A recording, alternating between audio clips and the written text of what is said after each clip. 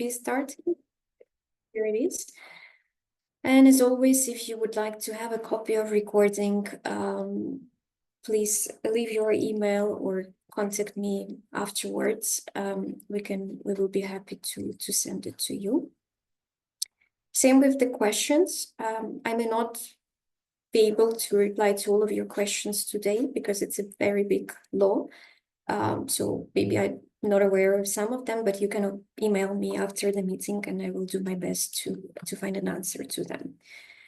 So some of you, I hope most of you attended the first part, which was 1 month ago, and I'm really sorry actually one more time for the last attempt, so which was the previous week to have a meeting. We had a bit of a technical disaster, and yeah, I'm really sorry that you had to wait and for the frustration it caused. It costs. So today's session is not as heavy, hopefully, as the first one. It's much less technical and it's more oriented towards an individual, actually. So what you are offered as an individual for the primary health data use by the law. So let's start. As previous time, you can interrupt me. Please raise your hand, or yeah, I'm also comfortable if you just interrupt me without raising your hand. It's okay. I will not be able to look at the chat regularly, but Veronica, my colleague who is here, she will help out. So you can both use the chat, and we can stop after some clusters of the presentation to answer the questions, and of course we can also. I hope to have some time also for the discussion, for any clarifications towards the end. So the goal of today's session is to understand the European health data space and how health data will be used for primary purposes and what these primary purposes are, and also to provide you with practical advice on how to use electronic healthcare services across the border, the ones which are either already available in some countries or soon to be available. We will see what is happening right now and what might happen in the future. And also we will discuss some of your rights as individuals on access, consent, control over your personal data, just to give you an idea. This will be quite broad, and again, I have to remind you that it will largely depend on where you live. But there are some general things which will be similar to all of us, actually. So the goal is to explore them together today. So what is the primary use of health data? Basically, it's any kind of use. Here on the screen, you have this official definition from the law of what it is, but whenever you give your data, use the data for the initially intended purpose. So when you go to the doctor, when you take out the prescription in the pharmacy, dispensation as well, when you use medical device or anything like that. So it is considered primary use of health data. Anything else will be secondary, most likely. So that would be the third part of the series of webinars. So today we will mostly be discussing the data which goes between patient and doctor, patient and the pharmacist, and anywhere else which is not research, actually, so outside of research, mostly for healthcare services and goods sometimes as well. So in some cases, like data in medical devices will be primary use, not secondary. So what will happen with the European health data space is that there will be a new digital infrastructure, which is called My Health Data at EU, for the this purpose of primary use, which will connect all member states and will allow all of us to share the data across the borders. The member states have an obligation to appoint digital health authorities, which will be responsible for this data sharing and which would support patients on how to share the data across the borders. So you will have a designated authority in your home country, which will be responsible for the process. So it's based nationally. There will be also some additional supervisory authorities that are responsible for the monitoring and enforcement of the GDPR, because as we remember from the first session, it still remains the main law, and European health data space is sort of the special law, which kind of takes whatever exists in the GDPR into the health context specifically, but it doesn't change much of what already is written in the GDPR. And of course, yeah, it means that there will be competent authorities similar to the ones which exist for GDPR, but responsible for health data monitoring specifically. So this should also appear in your home countries. And of course, you would be able to complain to them if something happens. So one of the goals of the European health data space is to make sure, as I mentioned, whatever exists in the GDPR is applied to electronic health data. So for instance, the right to access to your personal health data is pronounced in the GDPR already, but it kind of broadened in the European health data space law, and it explained in this context and also used in that context. So it means that after it comes into force, we will have the right to access our data electronically. We will not pay anything for that, and we would be entitled to have a copy of that data. For some of you, it might seem very not impressive, but it is for some countries, because sometimes you do have electronic health record, but you are not allowed to access it, funny enough. So now a lot of countries who did not provide this right before would have to do that. And of course, in some countries with paper record, gradually they will transform their healthcare systems to also store and process electronic health data. There will be also so-called electronic health data access service to enable people to give proxy services. So for instance, some of the individuals you can authorize, if you decide so, to another individual to be your proxy when it comes to data. Also, when it comes to minors, it will be the same rules. So it's the parents until a certain age who will manage the record of their kids. There will also be some so-called priority types of electronic health data. For the moment, it's going to be patient summaries, electronic prescriptions, dispensations, medical images, lab reports, and discharge reports. It doesn't mean actually that that would be the only elements of which electronic health record would consist of. It just means that for the moment, it's priority to deliver those. And in fact, electronic health record, it's not, a very much defined thing. So it's a concept, but it can consist of very different elements, and these elements will grow most likely together with the digitalization of healthcare systems. So last time, if you remember, we were speaking of the fact that medical devices and well-being apps might fit electronic health record in the future too, but it's not exactly the priority in the upcoming years. Doesn't mean that countries who, for instance, already have very developed electronic health record systems do not do that, no, but as a rule for everyone, it would be just clusters which would be potentially coming in the years to come. So the main goal is basically to enable individuals to share their data nationally, cross-border, regionally, add information, rectify information, and also restrict the access. So these rules would be enforced and offered to individuals. It's also important to note that member states have an option to allow their citizens to opt out of the access and use of their health data by healthcare professionals.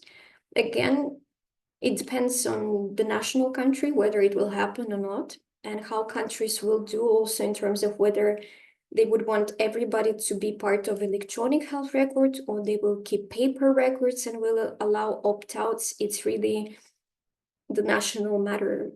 So you would need to, you will probably learn it from your newspapers on how it will be done in your country, unless it's already established and it's very clear how does it function. And the law does not include any specific procedures as how to this right may be exercised, and it does not really specify such restricted access to health data to be circumvented by healthcare professionals, for instance, in case there is danger. So again, we need to look at the national situation. The European law does not really say, it just gives an opportunity to the member states to do that. The basis for all these changes is actually the Cross-Border Healthcare Directive, the old one from 2011, as we discussed as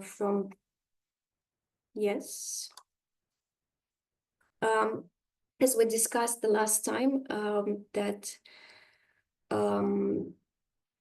sorry, I got distracted. So the basis for the exchange of data is Cross-Border Healthcare Directive from 2011. As we discussed last time, it's mostly the member states having the competence of how to organize their healthcare systems and data sharing and all these things. So it's not the big competence of the European Union, but where the European Union has the competence is in cross-border matters. So this falls into these cross-border matters. So this is why the European Union had an opportunity actually to enforce certain things. And for instance, in case of electronic health records, there were some attempts years and years before to make it unified, but it did not work because it was of recommendative nature. So the key challenge, which was actually solved by this regulation, is to bring the common standard, which will be mandatory to be used by the countries. So, and the basis for that is this directive, basically. There are some other bases, but this is the reference point, and I'm sure many of you have heard of this, because this is the same law which actually established European reference networks. So what is available right now is e-prescription, e-dispensation. It enables citizens to retrieve medication from pharmacies in other European countries. So we will go through the process of how does it work in quite a detail, so you understand when you travel, or if you move to another country, or if you are in between several countries, how would it work? Patient summary. So this is essential health information, in fact. So it could be information about allergies, current medications, surgeries, whatever is considered key information to know for the doctor, the main one. And the future scope is, of course, to enable as many clusters as possible. Some of them I already mentioned in the priority clusters, but again, it can be quite unlimited, actually, because who knows how the electronic health records will look, I don't know, in 10, 20 years with the new opportunities of technologies which will be offered us after, let's say, several decades. So these services are currently in progress in 25 European Union countries. As we know, the law still did not came into force, but these processes were actually going on for decades. There were some recommendations, some countries had pilots, and so on and so forth. So on the screen, you can see what are these countries. Probably we have participants in the webinar from at least some of them. So your countries are setting up e-prescription and patient summary for you to use in the other EU countries. So what is also reassuring, of course, if it's properly enforced and looked after, that our health data will be protected by privacy law, both in the country of your residence and the country of travel. So basically, the framework will be valid anywhere. Only authorized healthcare professionals, doctors or pharmacists in that case, can access data. It will not be accessed through WhatsApp or Facebook or anything like that. There will be some specific infrastructure and channels on how to use, how to access that data with high security standards. And if I remember correctly, you would also be able to see who actually accessed your data and when. So there won't be any negative surprises because the system will track the access. Again, the situation in different countries would differ a little bit because in some countries you may need to provide consent for your data processing. In others, you would not, and I will explain you now in the concrete examples of how to do that. So imagine you are traveling, or maybe you are in the situation where you visit constantly one or another country and you kind of, live between several EU member states, or if you go for holidays or anything else. So first of all, you need to check if your country requires consent for data exchange. And then if it does, then you have to sign the documents in order to allow pharmacists or doctors in your travel country to access your health data. So this is very important. So for instance, if you have been prescribed a medicine and you would need to take out that medicine in another country, please check if your country requires consent for the data exchange. Otherwise, you would not be allowed to do that.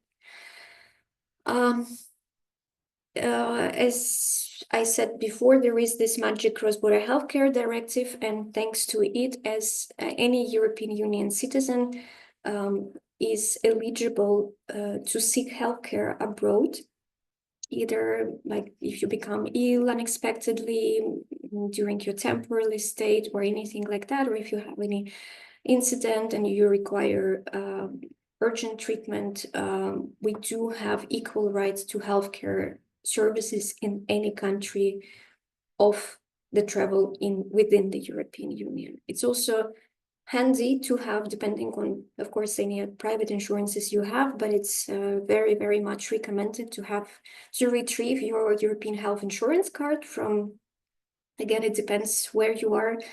I live in Belgium, so I need to go to my mutuelle and ask for such card to travel. It's for free. It's called EHIC, and it will just make your travel more convenient in case you need to seek care in another country or any type of service. Without it, you will still receive the treatment, but you may need to pay upfront and then claim your reimbursement later. So it's just to facilitate the paperwork. If you travel, it's just very handy to have it in your wallet or anywhere. But again, it depends on your individual travel or medical insurance, the one you have. But if you don't have any, this is something to know, and it's for free. So when you are intended to to dispense medication abroad, there are some things which you have to keep in mind, that a pharmacy in the country of travel may not actually have that medicine. So maybe it's not available at all, or maybe they're having some kind of issues with supply. So it does not mean that it would necessarily be available there. So it's best actually to check, if you have any means, whether it's there, to be sure that you can get it if it's necessary. Again, another problem, that this medication may not have received marketing authorization in the country of travel. So some drugs will be available in some countries, others will not. So again, worth checking before. And there might be some local laws which might restrict the ability of pharmacists to dispense certain medications. So depending on the need, severity, or anything like that, it's best to be aware of these things and check in advance, especially if this medication is very important, or it's linked with a specific condition. And so nobody ends up in the situation where you count that they have it, but in fact they would not, and this may put your health in danger. What is very important as well is not to be afraid that there will be language barrier, because the system will provide with bilingual information on the medicine. So pharmacists in your country of travel will receive your e-prescription in both their local language and the language of your country of residence. So they will also have an original copy of your e-prescription. So this is done actually to ensure that there are no errors, and well, there still could be, of course, there is always a danger that some kind of error can happen, but to minimize them and to provide the information as clear as possible to ensure accurate dispensation. So that's why the prescription will be available in 2 languages. Well, I guess at least in 2 languages, because in some countries there are 3 official languages, 2 official languages. So all these languages will be in all these languages, this prescription should be available. Yeah, this is done to ensure that the treatment is correct. What is also important for patients who are traveling, that the package leaflet for provided medication will be provided in the language of the country you are visiting, but also it can be available in other languages. So you can request the package leaflet in the language you do understand, and make sure that, yeah, and probably the pharmacists, the ones who are receiving instructions in their language, will know which country you come from, and hopefully they will give you the leaflet, also the copy of the leaflet in your language. But if not, remember, you have a right to require it in the language you do understand. Yes, and the pharmacist should explain how to take your medication in a way that is clear and understandable for you. Hopefully, if there is a language barrier, there is a leaflet which they will give you to answer your questions. When it comes to payment, you will need to pay the full cost of your medication at the pharmacy in the country of travel. But after returning home, you can apply for reimbursement from your health insurance. And then again, depending on the national situation of what is reimbursed, what are the policies, what are the rules, you will or will not receive the reimbursement, because it will not be the rules of the country you travel to, but the country of your region. So nothing changes for you. If it's the regular medication you are dispensing from your country, you would already know how it's reimbursed, what is the pricing, and so on and so forth. So in fact, the same will apply for you when you are traveling. The same rules, same processes.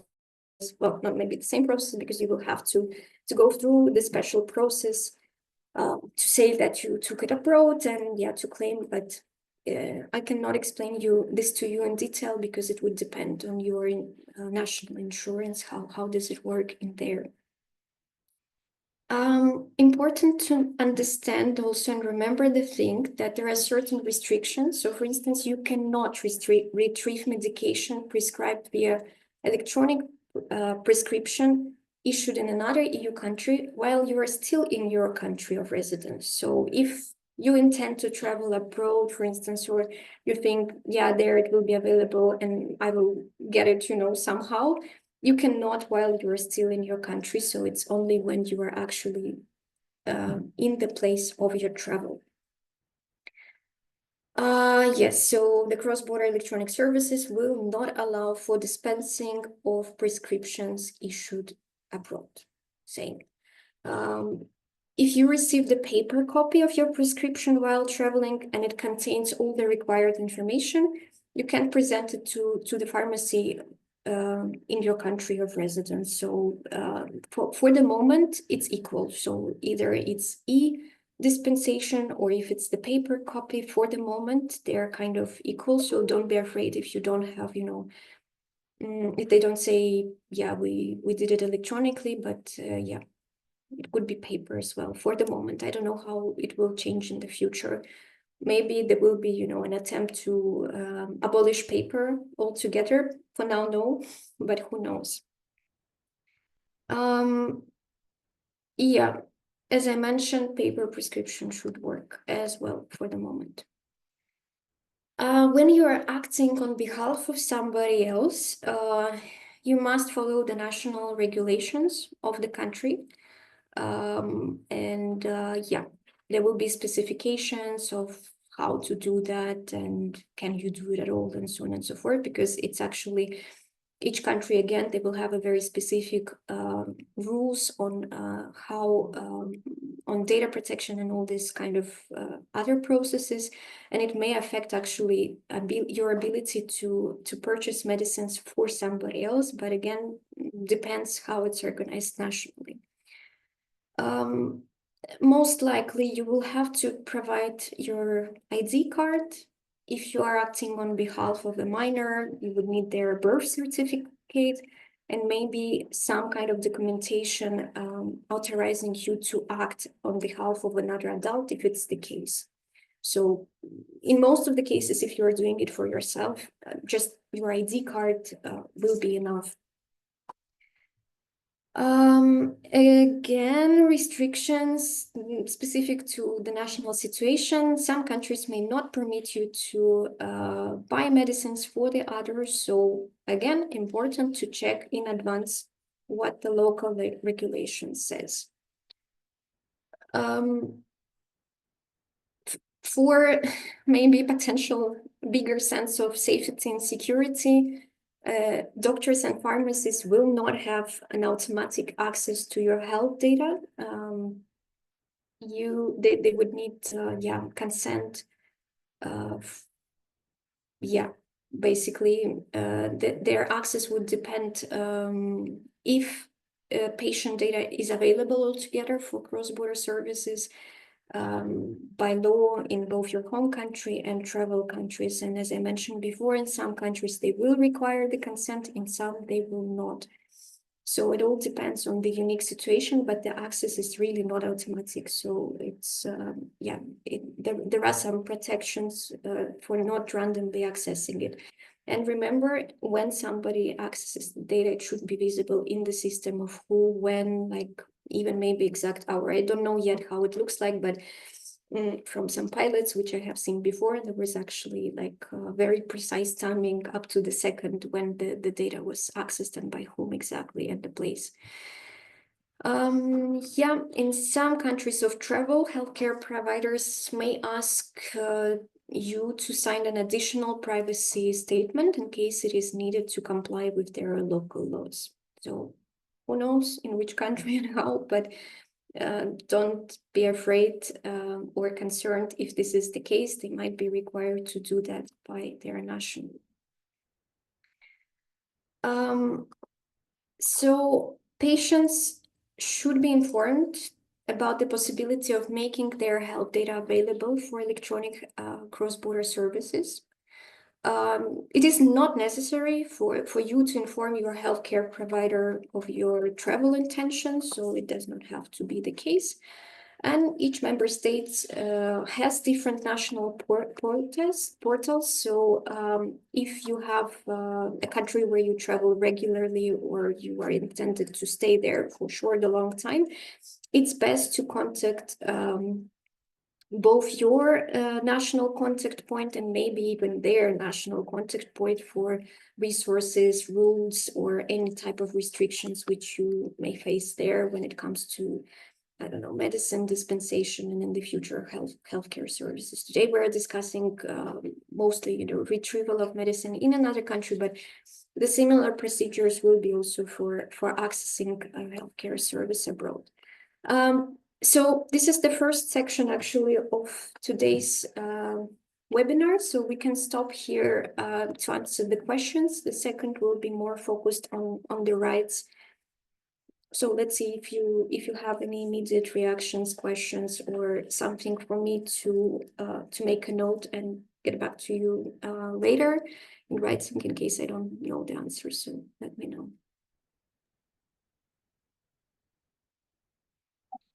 Well, people are thinking about their questions. I wanted to ask something. So this works if the medication is available in your country, and but what happens if it's not? So can you access a medication that is not available in your country, but is available in another European country? And what happens if that medication is partially supported by states as cost? Would you have access to the same price, or would you have to pay the full price of that medication? How would that work? So first of all, if this medication is not available in your country, but available in the other, as long as you have prescription, I believe you have the right to retrieve it somewhere else. But in terms of reimbursement, again, will be very unique to the country. I assume that you will have to pay full cost because it's based on the rules for reimbursement in your national countries. If it's not available, there are simply no rules for reimbursement. So if the doctor prescribes you something, there would not be, checking like if it's available, if it's not available. In most cases, but again, it depends on the country of travels. So if their laws will allow you to get this medicine from them. So this situation will be unique in each medicine case. But for the reimbursement, I don't know 100%. Of course, it should be checked also with the national insurance and how does it work and so on and so forth. But if it's something which does not exist, they will not simply not have policy. So most likely it's, from your own pocket. Full price. And the European insurance card, is it available in only in the EU or the entire economic European area? I have to check this. I believe it should be available in the entire economic area, EEA, because the idea is that they're part of the same services. I will double check, but I'm 95% sure that yes, it should be in the economic area. But if somebody knows who is from economic area, please correct me. Thank you. I see there's a question in the chat. Flavia, would you like to ask your question directly? Yes, I didn't quite understand the point, but did I understand correctly? Let's say that if a drug has not been authorized for a certain disease in my country, but it is for another country, my doctor would be able to prescribe it and hence me to access via, the cross-border service and retrieve this drug in another country. Or did I understand wrong? No, it's correct, but it will be you. unique in every situation. There is nothing which says that doctor cannot do that. Because, for instance, and Larry is absolutely right. She replied in the chat that it's actually comes from the cross-border healthcare directive that, for instance, some healthcare services altogether are not available in your country or region. So the doctor can refer you to do that procedure or refer you to the specialist in another country. So it's the same with medicine, but it should be, it does not say that they cannot do that because in fact, some medicines are actually not available on some markets, but people still need them. So I know from past that some people actually travel to another country using that right. But whether the doctor will or will not do that, who knows? And they should in principle, but it's it will be situation unique in each case. I think Nadia has a question. Yeah, please. It's not that a question rather than a comment on the previous question, because this is quite, I would say, common in our country, in Greece, that we have people coming in from Albania and having, like, for example, in the RMDs area, diseases, we have quite a lot of people coming in Greece having follow-ups with rheumatologists here and getting medication here for their diseases, because it seems to be easier for them to get to like DMARDs here, or next steps in the protocol here in Greece rather in their country, due to some limitations they face in their country. So we have been facing that here quite commonly. So this is happening in Greece very, very often. And we do have some UK citizens which are actually Greek, and they prefer to be followed, to have follow-ups here in Greece with their doctors rather in the UK, doing the same thing, coming like very often back and forth to have their like treatments here and their follow-ups here. So they do that very often.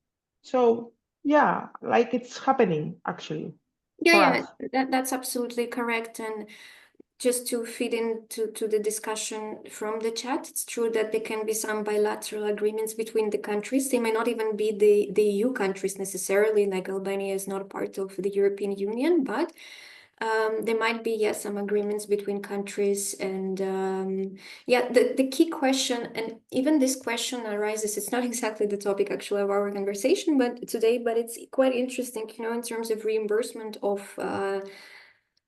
treatments and services that sometimes based actually on the survey the European Union did, I believe, a couple of years ago when they were assessing the cross-border healthcare directives, that not everybody actually knows that they're even eligible for the reimbursement.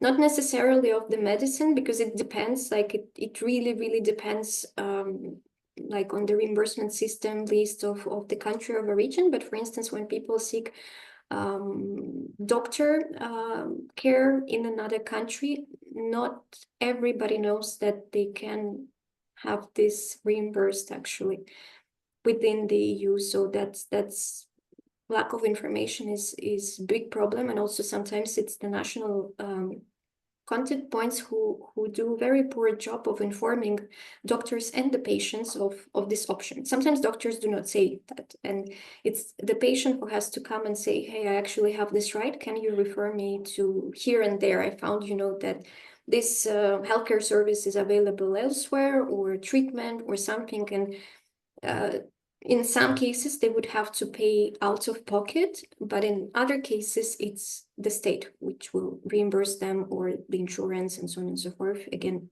it depends. Yeah. Any other comments, questions in this regard?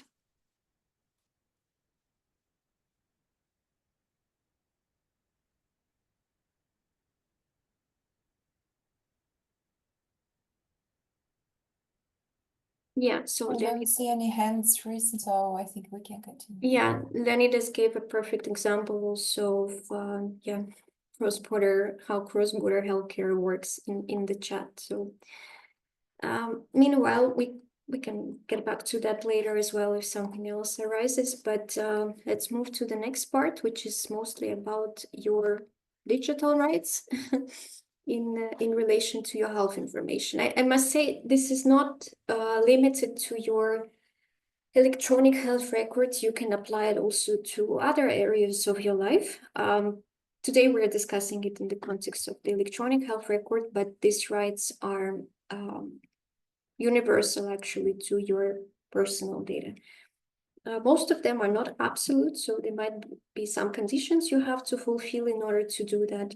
But it's very important to know and to use it, because I think we will be, and maybe already are, in situations when we are granted with certain rights, but we cannot use them because doctors don't do that, systems don't do that, companies don't do that. So it's also part of our responsibility to fight for ourselves and to ask them what belongs to us. So very important right is the right to information. So you do have a right to get your information about your health, especially when it comes to your electronic health record, paper record, the same actually. But with electronic, it's faster and maybe it's easier. Yeah, you can ask companies, holders of electronic health record, governmental bodies, organizations which collect and use this information about you to have access to that data. So you have the right to get an information about the entity who is actually using the data, contact on information, who is in charge of use of your data, type of personal data they they use, the length of time the data is kept, whether your data is shared with the third parties, who these parties are, whether your data is used or will be used for automated decision making with algorithms, whether your data will be moved outside of the EU, your other basic data protection rights. So we will come to them in the next slides. And of course, you can complain, if you see any kind of negligence from the side of this entity, and you can go to your national data protection authorities and flag it to them. So if you go to the hospital in your home country or abroad and they refuse to give you the copy of your electronic record or your medical images, know that they're violating your right to receive the information. They must provide it to you, and they must provide it to you free of charge. They cannot ask you for any kind of additional money payment and so on and so forth.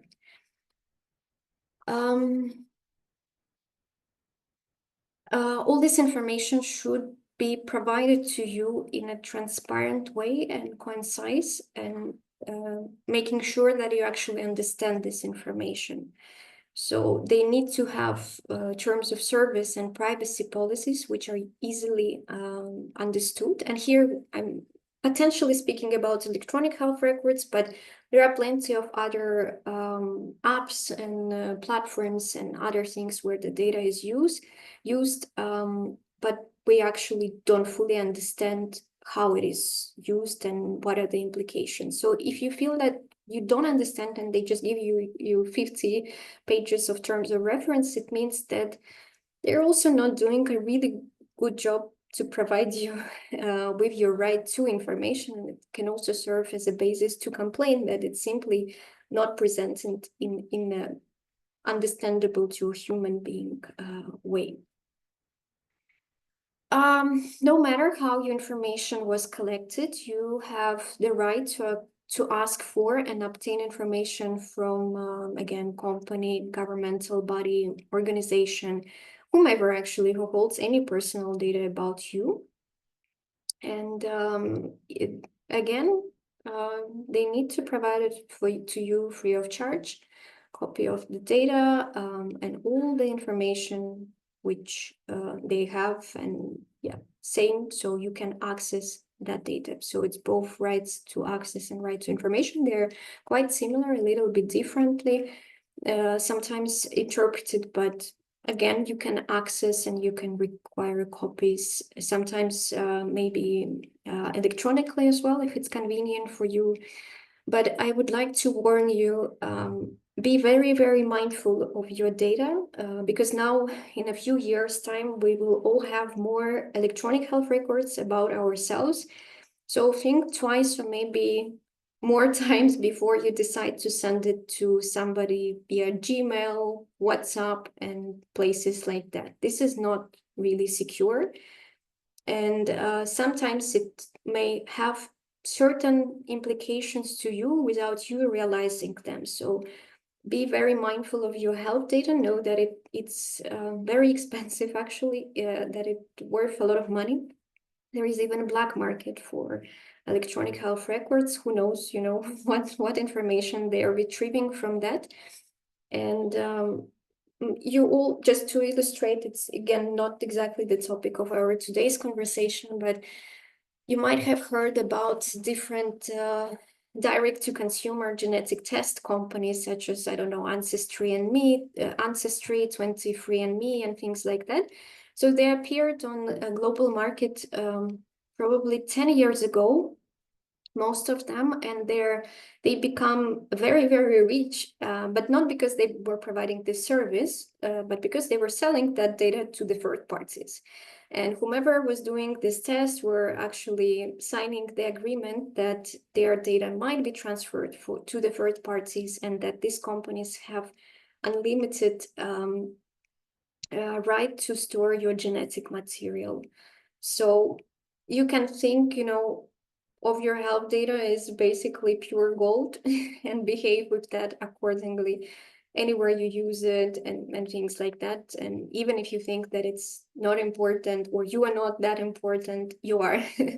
So it's just keep it in mind. You can forget everything from this workshop in the future, but just treat it as something super, super important. Again, as I mentioned, these rights are not exactly absolute. So for instance, right to access may not be granted to you if it will be impacting rights and freedoms of other people. So in each situation, again, it will be subject to interpretation when it can impact freedoms and rights of others. So for instance, if we're speaking, I don't know, that you're contributing the data to some kind of product development or something, your data might become part of somebody's intellectual property meanwhile. So by disclosing certain types of data, this intellectual property of someone might be violated. So you would still be eligible to receive the information, but you may not receive entire information because of that. It's just the example. There might be some other situations when it will breach the right of others.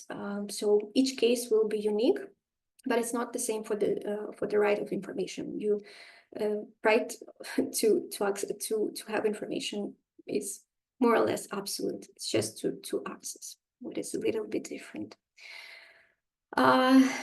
Super important thing, sometimes also undermined, the right to rectification. So what is a very big win of the European health data space is that it's pronounced that it is possible to amend or modify information that you will have in your electronic health record. If, for instance, it's incomplete, incorrect, inaccurate. So for instance, if you received misdiagnosis or something, which I don't know, was 20 years ago and has no clinical relevance, and you don't want to appear on electronic health records, you might ask to rectify it. You would not be able to do it yourself. It's your doctor who would help you with that. But this, again, sounds quite simple, but in some countries, this was not available. So in some countries where electronic health record existed, absolutely everything was recorded. And sometimes it was causing a lot of confusion as well. So misdiagnoses were appearing with like small, tiny note that this is actually a misdiagnosis. So it was leading to a lot of frustration by patients and complications potentially. So again, it will depend on how it is exactly organized in the country where you live, so how they decide to do that, but you do have a right to request your doctor to change certain information if you feel it's, it shouldn't be there or it complicates your life. And sometimes even in case, that it was very long time ago and it just creates certain stigma for you, you can also request to remove that. So for instance, a person like 25 years ago had some kind of mental illness, but they don't have it anymore. It might be the case that this information will be removed from the record, at least, like the ones, I don't know, patient summary or whatever. So maybe it will be stored somewhere, but it would not be the first thing the doctor sees. And then you have to explain something which happened, I don't know, decades ago and has like zero relevance for now. But again, each situation is unique, each country and each doctor would probably be unique as well. So you would need to negotiate with them actually to remove or keep something or rectify. So yeah. You can also restrict processing of your data under certain circumstances. So if you feel like you don't want to that entity to process your data anymore, or you have some doubts, or for whatever reason you don't even have to explain it, you do have a right to request to stop processing that. I cannot tell you if it would be possible to opt out from electronic health record altogether in your country, up to the national member state, but in principle, you can opt out theoretically at the EU level. Nationally could be different rules if they would allow you to do so or not.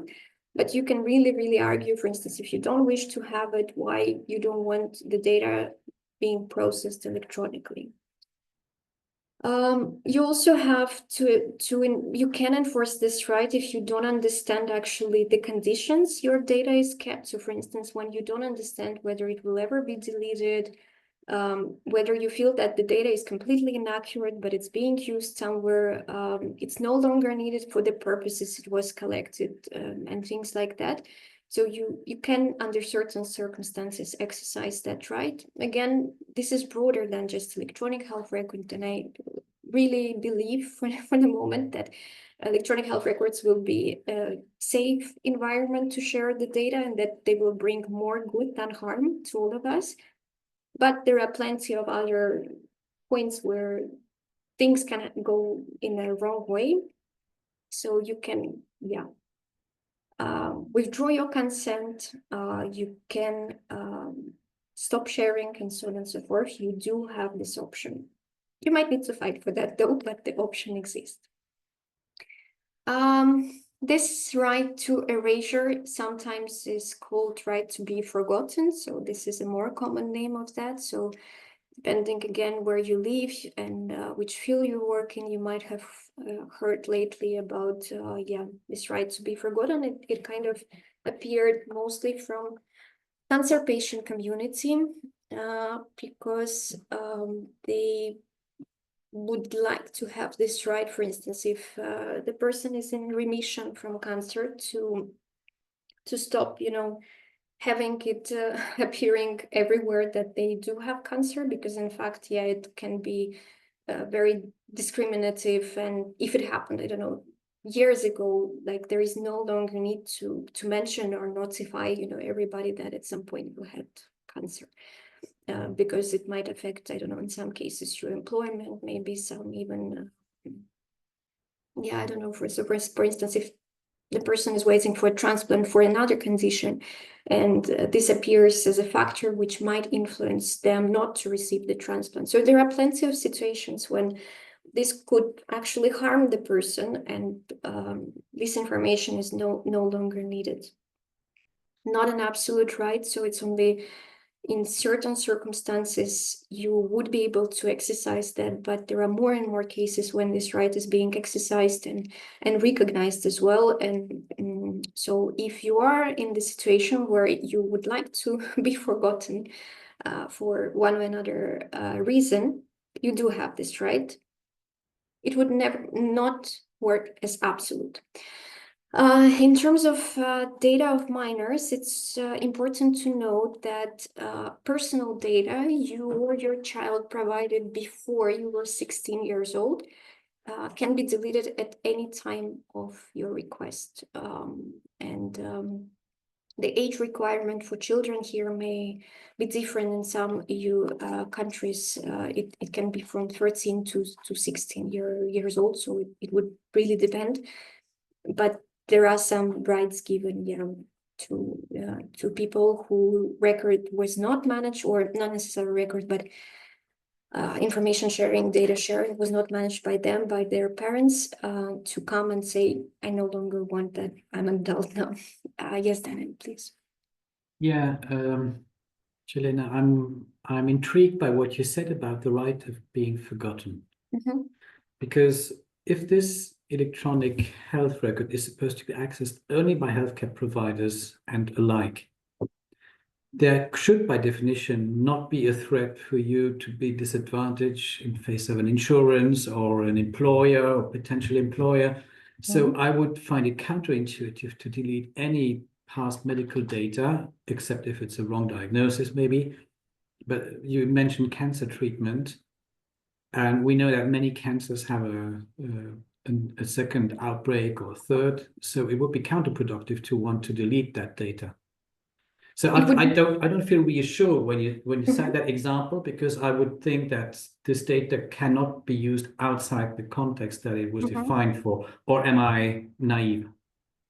It depends, actually. So if you would not want to use it for the context apart from your healthcare professional, yes, and it makes total sense. But I'm not saying that they would delete medical history altogether. No, it's more in some countries and in some circumstances, for instance, you are required to go through health checkup, and potentially in some countries, again, some workplaces can require you to share your medical history with them. You may disagree to do that, but it can prevent also you to participate in the job selection process altogether. You might hide this information. I forgot to mention the option in the electronic health record that some information you would be able not to share. Not everything, but like again, very different situation, different circumstances. So for instance, you would be able to hide abortion history if you go to the dentist and things like that.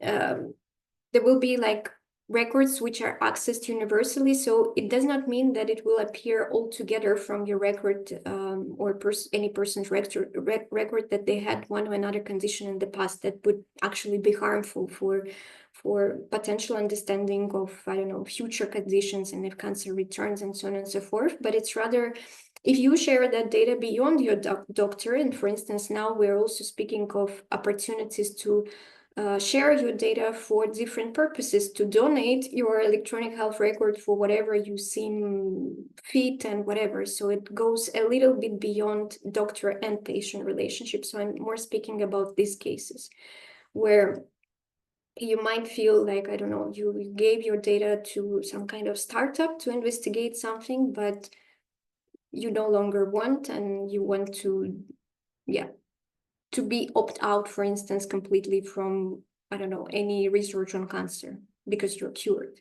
So things like that. It does not concern like specifically patient and doctor, but rather implication which will come, and opportunities also, which will come from us having electronic patient record. I hope it clarifies. If not, let me know. Chat. I will check the chat quickly. Okay, no questions for the moment on that, so we go on and then we can discuss after.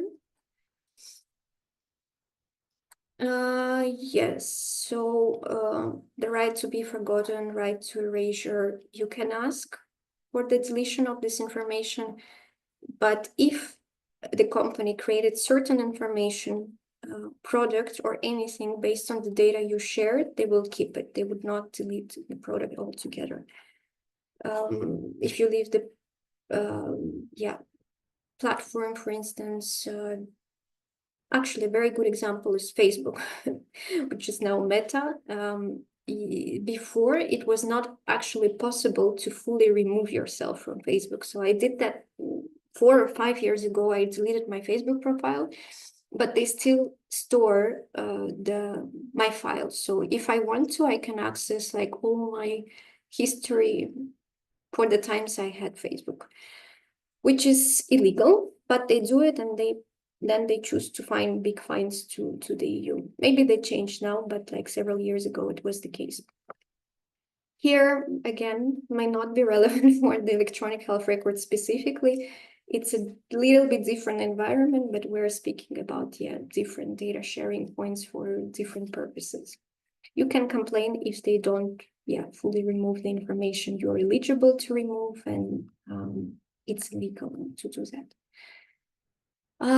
Don't forget that you can object to collect, use, and store your data by different entities, but this right is very limited actually in sense of health data. So for instance, you can actually not object your data being used for statistics, for instance. Nobody asks us whether we want to do it or not, so it's just used. Otherwise, our statistics would be very poor, inaccurate, and you can also object to collect the data which would be used for automated decision making. And this is maybe an important point to keep for the future when AI tools will be used more and more when you visit the doctor. So in principle, they have to notify you whenever the data is used for automated by any kind of algorithm.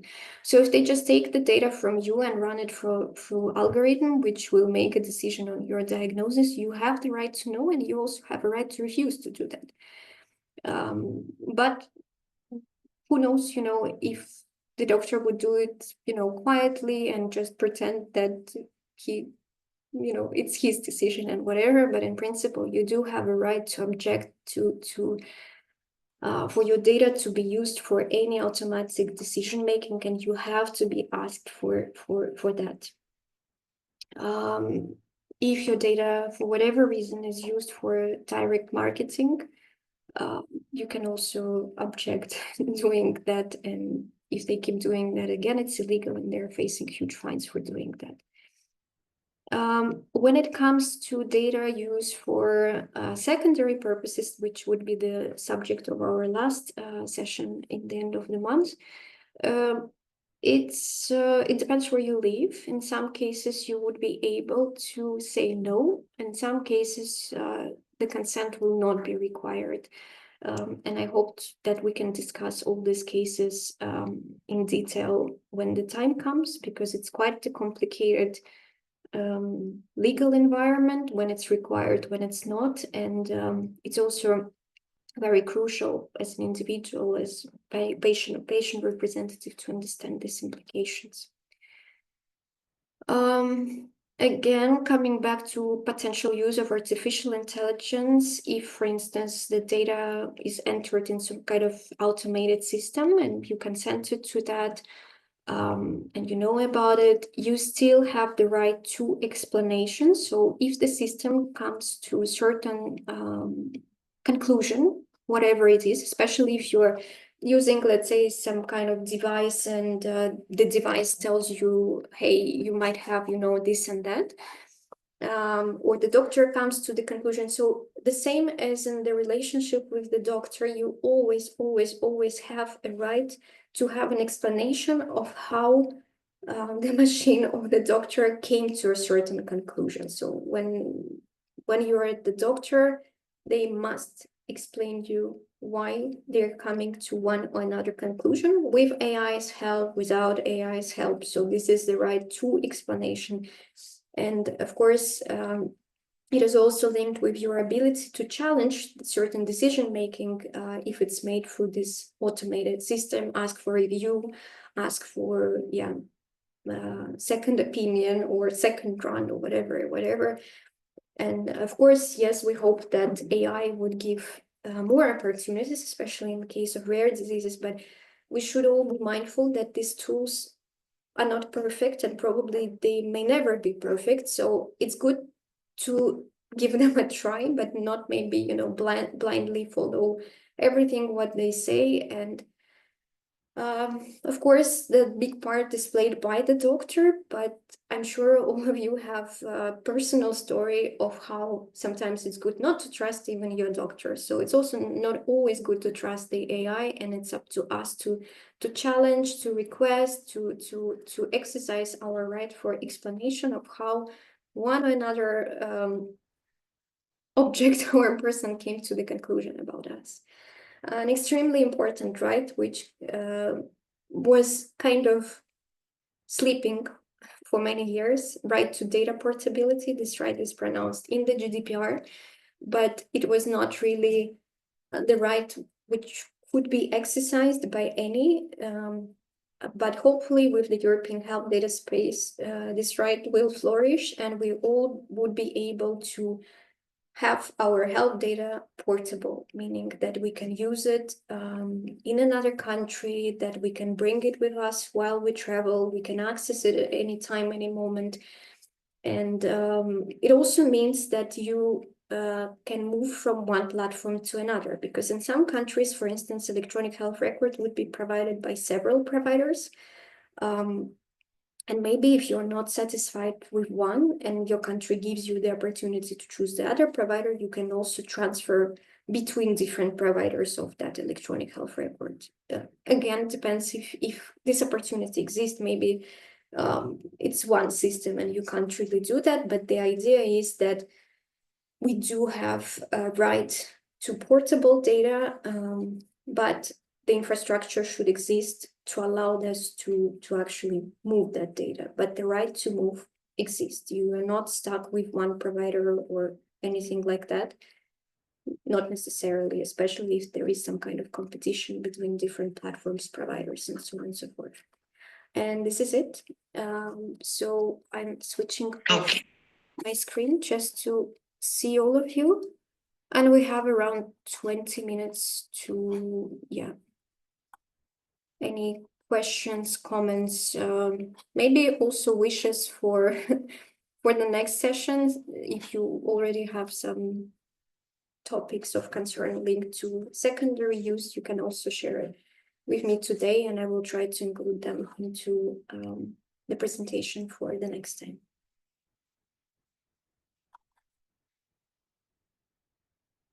Yeah, Flavia, please. Yes, I just have a question that popped up on my mind while you had your very important and truthful recommendation on data sharing and on our health data and how to be really, say, protective about it. I was wondering, well, obviously a lot has been done from institutional level to keep it safe, hopefully, and to share it accordingly. But how should we move as patient? Because when you tell me don't use your Gmail account, but I am not an institution, I do not have a secure where, I mean, I have an electronic drive. I keep it on cloud to make it accessible, whatever would happen wherever I am. Is it safe and secure? Possibly not. I share it via email with my health providers and other members of my family. Is it safe? No, but I have to. What's the solution for the future? Yeah, that's a very, very good point, actually. And before I used to work for the consumer organization, and you know, we kind of used to have this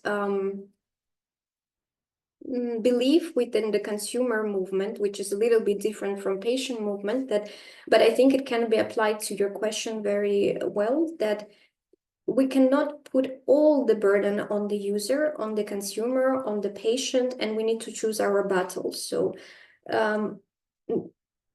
even knowing that by using the storage you are using, that potentially it's not secure, it's already the first step. You're not responsible for organizing the whole infrastructure of how to do it correctly and so on and so forth. But you can catch your doctor if they offer you to, if they are sending medical images via WhatsApp while the system will be ready. So right now the system will be worked through, and hopefully it will diminish, at least, in the relationship between patient and the doctor, this kind of instances when the doctor, and it happens to me as well, that I'm receiving my blood test via Gmail, because yeah, now not anymore, but it used to be the case. But there were no any other means. So for me, it meant like either an extra journey to GP, or conveniently receiving it via Gmail. But knowing that it's not actually cool to do that is already the first step of awareness from the user, from the patient, consumer, citizen point of view. That's already good enough.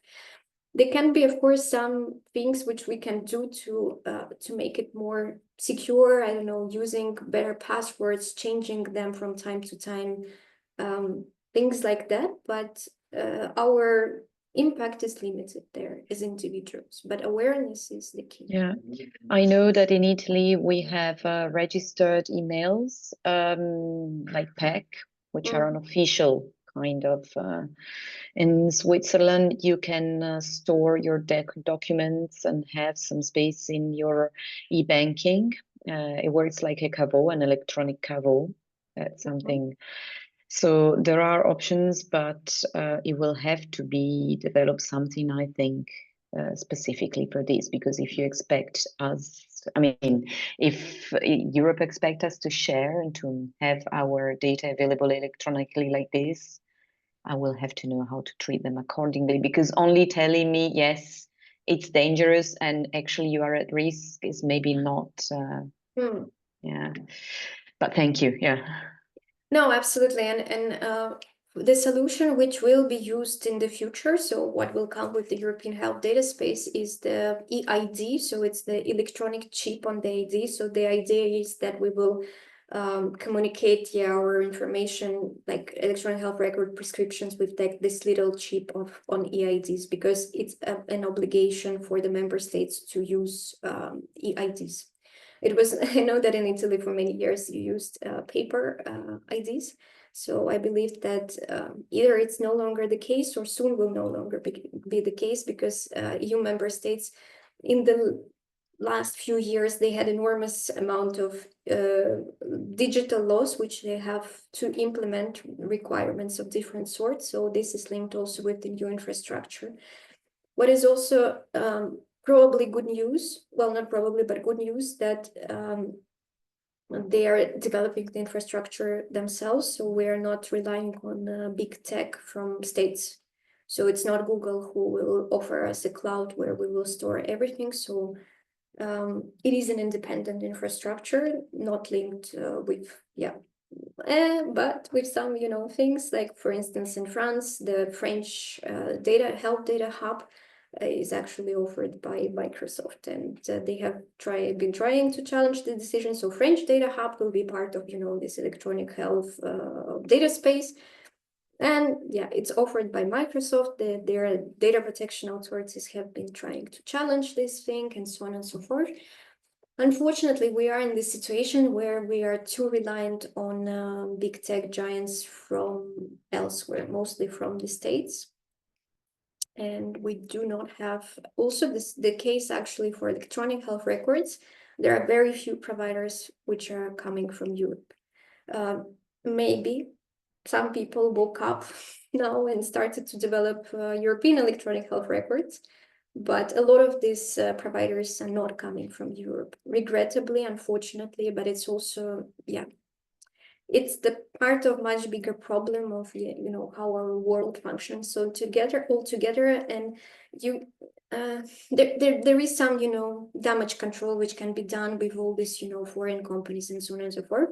But at the same time, we can see, again, examples of Google, Meta, and so on and so forth, that it's cheaper for them to pay very big fines for not being compliant rather than to change their practice. And who knows what happens with this data, like, I'm not 100% sure, that the data is not stored also somewhere on American cloud. I don't know. So probably it is. So yeah, this is the reality we live in, and to which extent we would be able to influence, hard to say, but I think just knowing that some things are not okay is already a good step forward.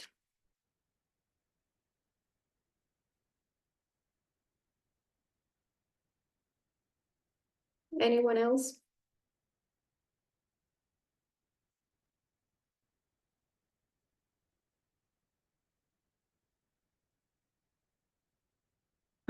Let me look at the chat. So there is a question of if I cover data access committees in the next session. I can, I actually did not prepare it yet. So whatever wishes you have, let me know. I will include them there.